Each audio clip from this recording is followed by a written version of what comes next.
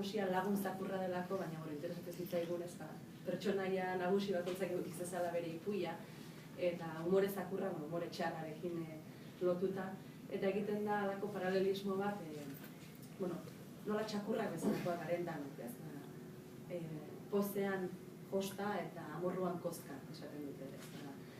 Eta denon, haserrerako eskubidearen apologia bat egiten da, ez? Lagun txakurra haserratzen da, berari behin buztana moztu ziotela gogoratzen du, eta orduan historio horrekin beldurra eta haserrea nola nahasten zaizkion,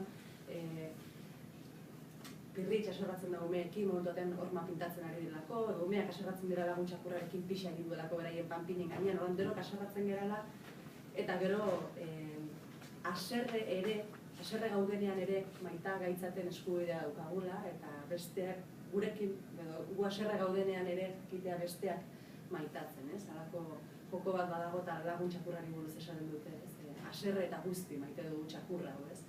Niretzako hori lehen esan du, osasuntxu ezteko bidean klabeetako bat da, ez? Haserrerako eskubidea ematea eta haserratuta gaudenean ere distantzia hartu arren maitatzen jakitea.